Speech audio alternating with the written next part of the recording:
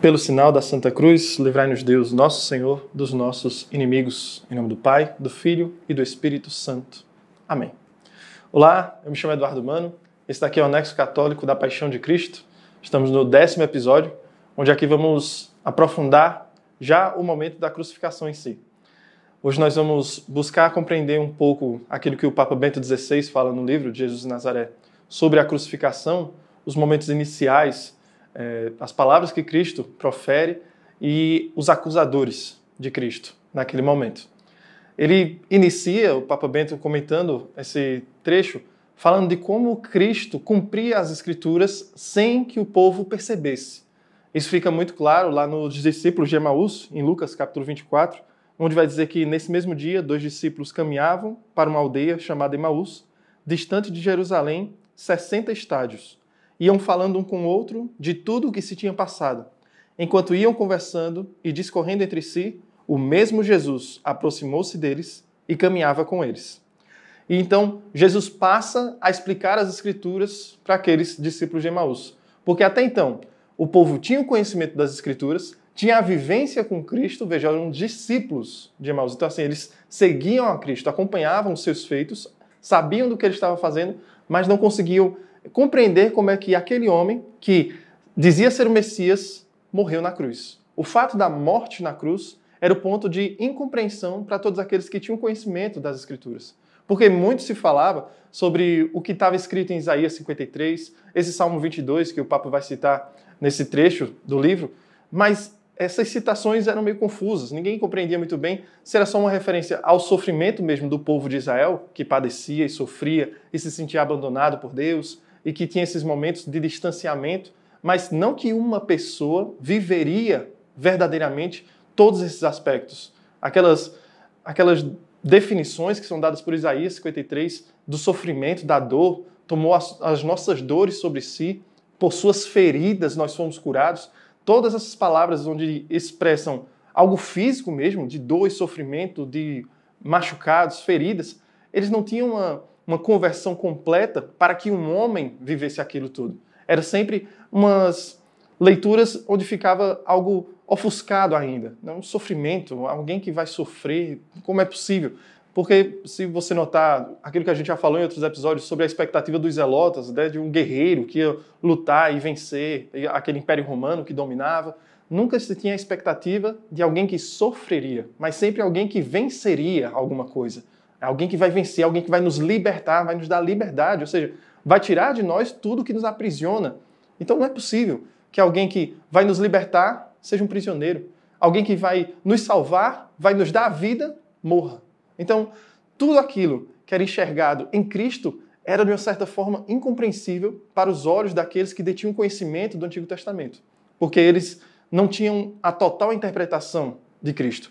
Conforme Cristo vai realizando as coisas, vai executando e vivendo aquelas experiências, é que começa, observando Cristo, entender o Antigo Testamento. Então, Jesus continua explicando as Escrituras nessa passagem de Lucas 24. Porventura não era necessário que Cristo sofresse essas coisas e assim entrasse na sua glória? E começando por Moisés, percorrendo todos os profetas, explicava-lhes o que dele se achava dito em todas as Escrituras. Até o momento, as pessoas tinham acesso através dos escribas às Escrituras, então eles ouviam a palavra, mas eles não compreendiam esse ensinamento de que Cristo estava cumprindo as Escrituras. Veja, o próprio Cristo tem que aparecer para os discípulos e explicar a eles de que não era necessário que o Cristo passasse por tudo isso para que cumprisse as Escrituras. Ele levanta um questionamento que até o momento não tinha passado pela mente daqueles que tinham um conhecimento que vinha, né, daqueles escribas que ensinavam no templo. Então, partindo disso, o Papa Bento XVI vai adentrar agora no Salmo 21, 22, dependendo da tradução da Bíblia que você utilizar, o Salmo 21 ou o Salmo 22, onde ele vai mostrar os aspectos que Cristo cumpre na paixão e que já estavam escritos ali no Salmo, mas que não era de uma forma tão clara assim, que as pessoas pudessem olhar para ele e cair em si, diante da crucificação, diante da flagelação, diante do padecer dele, diante das palavras que eram proferidas ali na cruz. Como é que as pessoas não pararam e não tomaram sobre si o conhecimento de que, calma, nós já ouvimos isso, nós já percebemos isso em alguns momentos das Escrituras. Os próprios homens da lei, aqueles que detinham realmente conhecimento para passar para o povo, eles não se detêm a pensar e refletir se não é alguma coisa que está sendo cumprida realmente e que a palavra deste homem tem uma verdade. Não. A maioria deles, ou quase na sua totalidade, né, eu falo a maioria porque nós temos Nicodemos ali, que era um dos homens da lei que tinha esse apreço por Cristo, que tinha aquela curiosidade de buscá-lo, de conhecê-lo e que ficava intrigado com ele de uma forma positiva, né, de uma forma que busca a conversão, enquanto que os outros, os demais, a grande maioria ficava sempre, não, esse mais um impostor que está vindo aqui para tentar tomar de nós esse poder, esse domínio que nós temos sobre o povo e ainda assim, né, essa amizade que nós temos com as lideranças de Roma também. E aí o Salmo 22, Salmo 21 ao 22, ele vai iniciar dizendo justamente as palavras que Cristo diz na cruz. E nós vamos aprofundar ela mais à frente. Vou só dar os aspectos dos versículos e o que cada um gostaria de representar ou trazia para Cristo já na crucificação. Os versículos 2 e 3, por exemplo, diz: meu Deus, por que me abandonastes? E permaneceis longe de minhas súplicas e de meus gemidos. Meu Deus, clamo de dia e não me respondeis. Imploro de noite e não me atendeis. É o salmo que tem um brado angustiado do povo de Israel para com Deus. Um sentimento de abandono, de distanciamento, que o povo de Israel vai clamando e dando esse brado. Não é uma oração, não é uma prece, não, é uma angústia tão profunda que se torna realmente um brado. É aqueles que creem, que têm a fé, que sabem da existência, que sabem daquilo que é capaz de receber, que são capazes de receber, da consolação, mas que naquele momento a angústia é tão profunda, tão suprema, que não cabe em uma oração, em umas palavras, em belas orações de disposição em viver tudo aquilo, não. É um brado. Por que me abandonaste, meu Deus?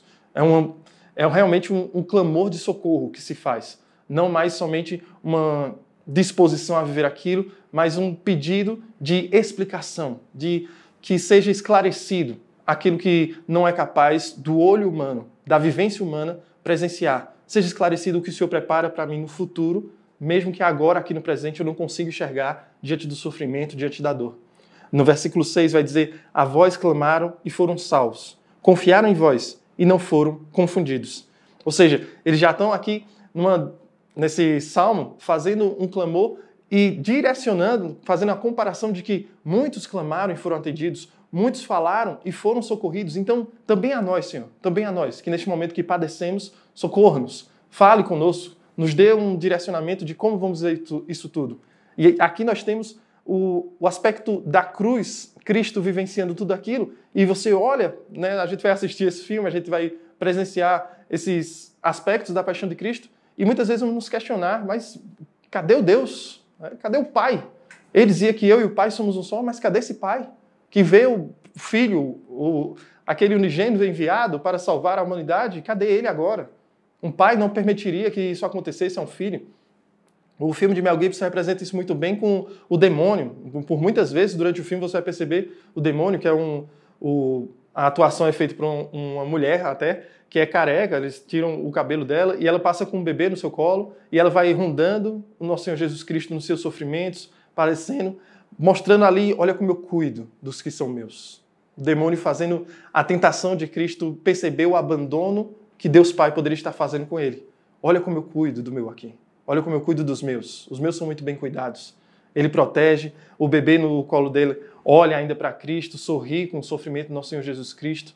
E nesse salmo, ele traz esse sentimento de abandono do povo de Israel, mas não somente de lá, mas de todo o povo de Deus que se sente abandonado, que se sente distante de Deus e que, num brado, tenta recuperar a atenção de Deus para si. Então, o caminho para essa crucificação, o que é executado em Cristo ali, pode transmitir para muitos que não conhecem, para muitos que não se aprofundam na decisão de Cristo em viver tudo aquilo, em um abandono de Deus. E dando continuidade, no versículo 7 vai dizer: eu, porém, sou um verme, não sou um homem, o opróbrio de todos e a abjeção da plebe. No versículo 9, esperou no Senhor, pois que ele o livre, que o salve, se o ama. Aqui temos a direção total para todos aqueles que fazem um escarnecimento do nosso Senhor Jesus Cristo. Que salve a si mesmo, já que é o Cristo, ele não é o Filho de Deus, desça da cruz, Tudo isso já estava no Salmo, já estava prefigurado, e eles proferem essas palavras com o nosso Senhor Jesus Cristo.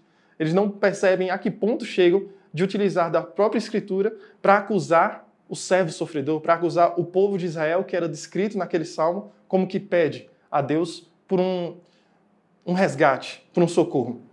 E mais à frente, no versículo 19, repartem entre si as minhas vestes e lançam sorte sobre a minha túnica, que também acontece na paixão do nosso Senhor Jesus Cristo. Os soldados ali lançam sorte e tentam fazer um sorteio para ver quem vai ficar com as vestes do nosso Senhor Jesus Cristo. Veja, tudo isso está acontecendo na paixão de Cristo. Não é que Cristo combinou para que todos fossem cumprir as Escrituras, entende? Não é, olha pessoal, nesse momento vocês vão precisar fazer isso, não. Vai acontecendo sem que ninguém perceba com clareza que estão executando aquilo que já havia sido previsto no Salmo. Os homens sorteando as vestes, será que os homens da lei com tanto conhecimento, os escribas, os fariseus com tanto conhecimento, com tanta defesa da lei, não olharam para aquilo e se deram conta, calma, isso daqui, eu já li isso antes, já vi isso em algum lugar antes. O escarnecimento, a provocação a Cristo na cruz, desce da cruz, tudo isso já havia sido escrito no Salmo. E mesmo assim, passa despercebido. Passa despercebido porque não se esperava que fosse necessário um homem ir à cruz para salvar o povo. A liberdade, a salvação, até os dias de hoje. A esperança que o povo tem da salvação, da liberdade, é através de uma alegria, uma felicidade que vem ainda aqui nesta terra. Não é possível que a gente tenha que sofrer aqui na terra para alcançar uma salvação, uma liberdade no céu. Não, não é possível. A expectativa que nós temos da liberdade é uma liberdade de agir mediante as nossas vontades que sejam satisfatórias para nós mesmos, mas que não precise satisfazer a mais ninguém. Então, a disposição de Cristo de se colocar para satisfazer a vontade de Deus é conflituosa conosco.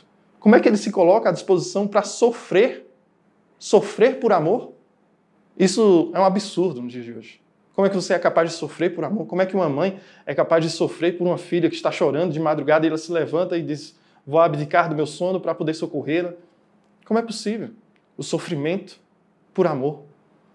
E então, no versículo 26, vai dizer, de vós procede o meu louvor, na grande assembleia.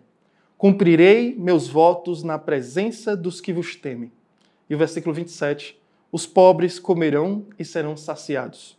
Louvarão o Senhor aqueles que o procuram. Vivam para sempre os nossos corações.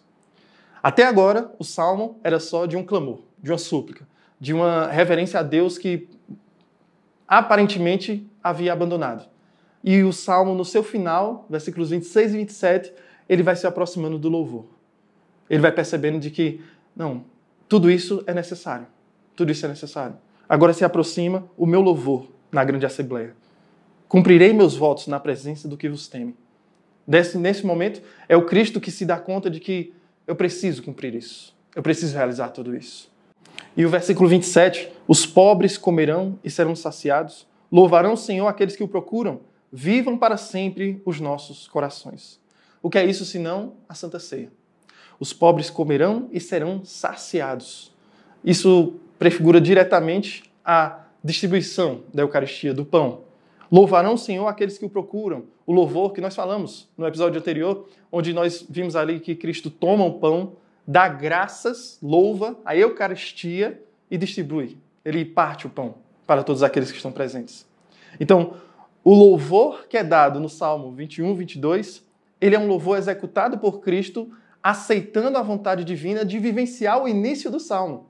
Então veja que interessante. O Salmo 21 e 22, ele aborda a totalidade da paixão de Cristo. O início do sentimento de abandono, o sofrimento padecido mediante os escárnios do povo feito a ele, e todo esse sentido se conclui na aceitação. De vós precede o meu louvor. Tudo isso acaba no louvor de Cristo. Cristo louva através da ressurreição. É isso que o Papa Bento XVI vem trazer com o Salmo 21, 22, dizendo que havia na Escritura já tudo aquilo que era preciso viver, mas o povo ainda ofuscado não conseguia na sua totalidade compreender ali. E então, mais em seguida, ele continua dizendo sobre o que acontece no início da crucificação. As primeiras palavras de Cristo, que é quando ele pede o perdão, Pai, perdoa-lhes, eles não sabem o que fazem. E, em seguida, ele vai falar sobre os acusadores do nosso Senhor Jesus Cristo. E nessa primeira parte do Pai, perdoa-lhes, nós temos lá em Lucas, capítulo 23, versículo 34, e Jesus dizia, Pai, perdoa-lhes, porque não sabem o que fazem. Aqui o Papa Bento XVI vai aprofundar sobre o ensinamento de que a ignorância ela pode estar muito bem atrelada ao excesso de sabedoria. Aquela pessoa que acha que tem muito conhecimento, mas que, por achar que tem muito conhecimento, acaba pecando na ignorância, faltando no conhecimento. Que é o que os homens da lei, os escribas, fazem ali. Eles que detinham todo o conhecimento da lei, não foram capazes de reconhecer aquilo que estava acontecendo. Cristo, quando pede perdão por aqueles, ele justifica esse pedido de perdão explicando que eles são ignorantes, que eles não têm um conhecimento suficiente para entender o que é que está acontecendo ali. O próprio São Paulo, lá em 1 Timóteo, vai falar de si mesmo como ignorante, dizendo, a mim que outrora era blasfemo, perseguidor e injuriador, mas alcancei misericórdia, porque ainda não tinha recebido a fé e o fazia por ignorância. Então o Papa Bento XVI ele vai alertar muito sobre essa questão do excesso de conhecimento que acaba se tornando uma ignorância. Porque você, com tanto conhecimento e com tanto cuidado com esses conhecimentos, você acaba deixando passar aquilo que é essencial. Aqueles homens detinham o conhecimento total da lei, mas deixaram passar aquilo que era essencial. Um homem que veio a este mundo para salvar o seu povo, talvez eles tivessem conhecimento suficiente para compreender tudo aquilo, mas ocupados com este conhecimento, deixaram que passasse a salvação, deixaram que passasse o ensinamento sobre a redenção de Cristo sendo executada ali. E mais adiante, o Papa vai falar sobre aqueles que escarnecem do nosso Senhor Jesus Cristo.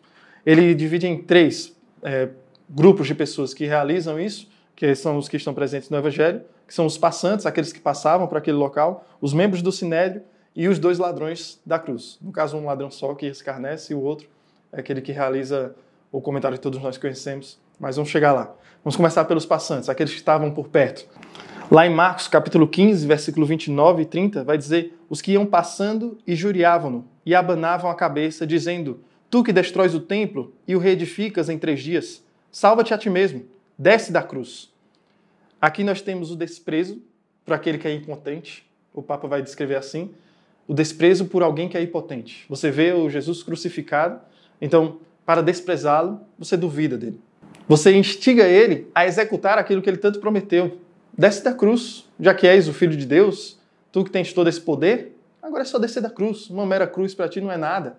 Isso pode gerar em Cristo aquele constrangimento, né, por não conseguir executar o que ele tanto falou, às vezes do poder dele, mas mostra ainda mais a falta de compreensão daqueles que estavam por perto. E o Papa Bento XVI também vai dizer sobre o pedido deles está acontecendo sem eles perceberem. Eles pedem que o Cristo que avisou que o templo seria destruído e reerguido em 3 dias, que ele fizesse alguma coisa mais simples. Mas ali estava sendo destruído o templo. Nosso Senhor Jesus Cristo morrendo para ser reerguido em 3 dias. Mas eles ainda, ofuscados, não compreendiam. Em seguida, os membros do Sinédrio. Lá em Mateus 27, 41, 43, os príncipes dos sacerdotes, os escribas e os anciãos também zombavam dele. Ele salvou a outros e não pode salvar a si mesmo. Se é de Israel, desça da cruz e nós creremos nele. Confiou em Deus. Deus o livre agora. Se o ama, porque ele disse, eu sou o Filho de Deus. No livro de Sabedorias, capítulo 2, versículos 17 e 18, diz o seguinte, vejamos, pois, se suas palavras são verdadeiras e experimentemos o que acontecerá quando da sua morte. Porque, se o justo é filho de Deus, Deus o defenderá e o tirará das mãos dos seus adversários. O Papa diz que os escribas estão se utilizando dessa passagem de sabedoria para falar ao Cristo, provocá-lo de que se ele é o Filho de Deus, isso daqui não precisaria estar acontecendo, já que ele é amado, é um filho amado por Deus. Então desça, realize algo diferente daquilo que está sendo executado contigo, faça, responda, reaja a isso. Tudo aquilo que o Cristo havia falado para eles, eles convertem em uma tentativa de revolução. Se mostre em algum momento, realize e seja contrário a toda essa afronta que você está sofrendo. Mas o Cristo está decidido a viver aquilo, como Isaías 53, como o cordeiro mudo que vai ao matadouro, estava o Cristo ali. Vivendo, escutando e deixando que aquilo acontecesse da forma que acontecia. Porque a providência divina faria com que fosse cumprida as Escrituras ali. E o Papa Bento XVI vai dizer que aqui eles identificam no Cristo aquilo que se falava em sabedoria, mas sem perceber. Externamente machucado e ferido, mas internamente o Filho de Deus que haveria de ressuscitar, sem ser percebido. E depois, os dois ladrões na cruz. Mateus 27, 38, ao mesmo tempo foram crucificados com ele dois ladrões, um à sua direita e o outro à sua esquerda. A definição de ladrão, o Papa Bento explica que não é muito bem apropriada, porque muito provavelmente eles eram daquele grupo de revolucionários, né, que tentavam, de alguma forma, combater o império, combater nesse esforço para tentar tomar a posse. Né? Tanto como Barrabás, esses dois ladrões faziam parte desse grupo que criavam uma certa revolta popular e, por conta dessa revolta, eles foram colocados junto com Cristo. Eles se assemelham no crime, digamos assim, que foi identificado em Cristo, eles se assemelham a esse crime. E aí, em Lucas 23, 42, vai dizer, e acrescentou, Jesus, lembra-te de mim, quando tiveres entrado no teu reino. Um dos ladrões escarnece o nosso Senhor Jesus Cristo. O outro diz, tu não vês que ele não tem culpa alguma disso tudo que está sofrendo. E ele olha para Jesus e pede, lembra-te de mim ao entrares no teu reino.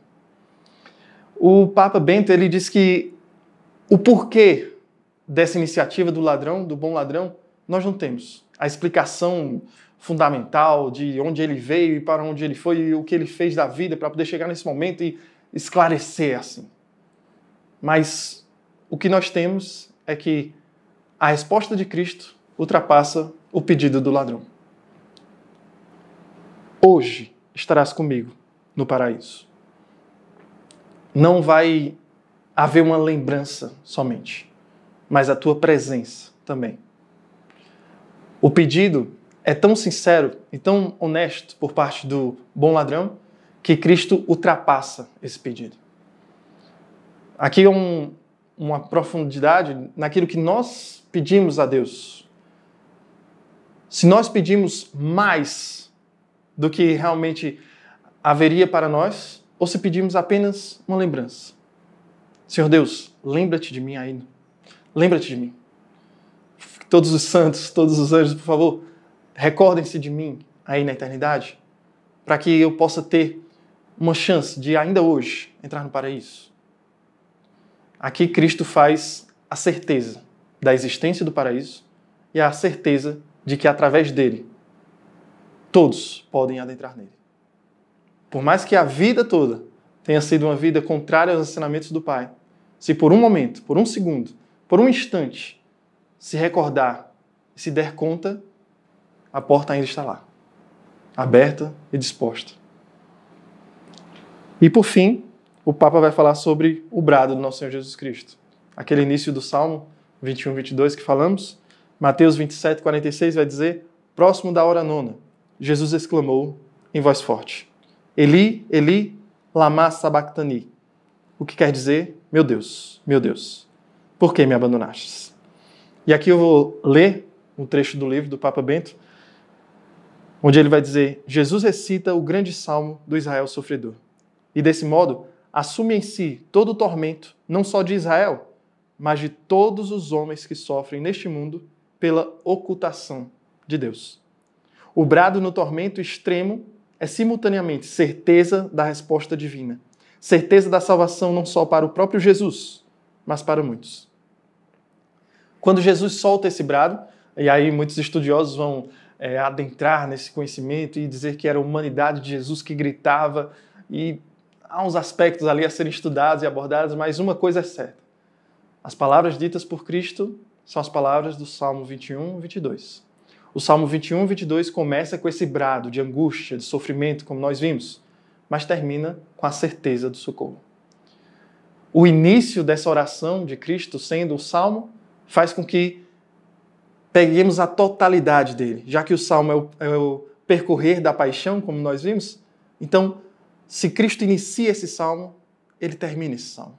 Se ele inicia com um brado de abandono, ele termina com a certeza da ressurreição para todos, da salvação, da alimentação dos pobres na Eucaristia, do aproximar de Cristo através daquele feito.